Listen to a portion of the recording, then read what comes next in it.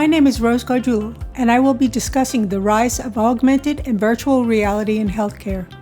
First, let me explain what augmented and virtual reality is. Augmented reality is the real-time use of information communicated through text, graphics, audio, and other virtual elements that are integrated with real-world objects.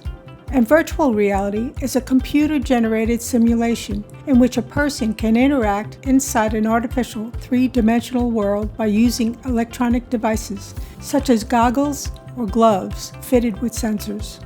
In the past, virtual reality was mainly used by the military or aviation for many of its applications, but it was too expensive to be used for medical purposes. However, that is no longer the case because prices have dropped considerably. In America, the healthcare industry thrives on technology. Everywhere that you look when visiting a doctor's office or hospital, you will see some type of medical device that connects to the latest tech gadget. So it is only logical that medical providers would implement such advanced technology into their systems to work out complex procedures, utilize machine learning, and process high amounts of data.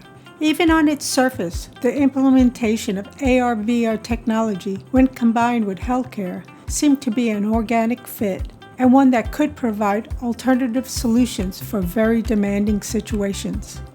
More recently, with the COVID-19 outbreak, augmented and virtual reality has been pushed into the forefront as the health industry rushes to adopt hands-free ways to interact with patients. This technology is being used in clinical settings, for medical training, and as research tools all over the world. Research questions for this technology are: Number 1. How is augmented and virtual reality applications being used in clinical settings, medical training, and clinical research? And what are the benefits of using this technology in these areas? What barriers hindered the technology from being fully utilized and used effectively? And finally, what determining factor needs to be considered before applying augmented and virtual reality into our healthcare system?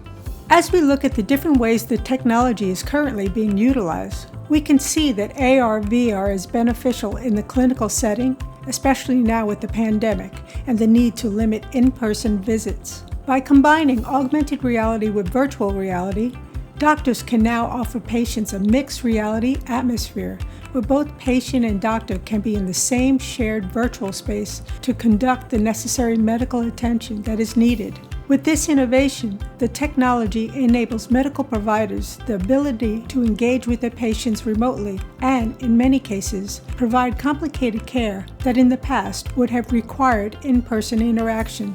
When it comes to medical training, augmented reality has been implemented in CPR scenarios by equipping the mannequins with AR devices that can trigger sound alerts to inform a student of the mannequin's vitals. With this, a student can make real-time adjustments that in the real world could determine whether a patient lives or dies. The overall results suggested that the integration may be an effective strategy in displaying the resuscitation experience needed in high-stress environments. And when it comes to research, augmented and virtual reality software tools can help researchers predict outcomes through the development of learning platforms and teaching simulation programs, which in the end could save hospitals a great deal of money and time. However, there are drawbacks to implementing this AR/VR technology into our healthcare system. The biggest issue is that the technology has not been studied enough, and little is known about its prolonged effects on patients. Health issues can arise from the technology's use itself, where some patients can suffer from VR-related ailments like simulation sickness, which can cause nausea and vertigo.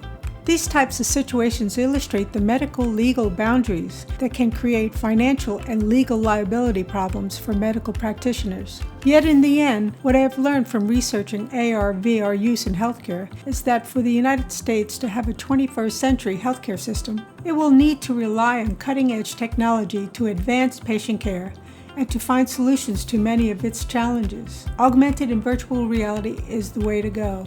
And finally, when I consider all of the topics taught in this course, I realize that healthcare in America is moving into very exciting areas due to its implementation of technology.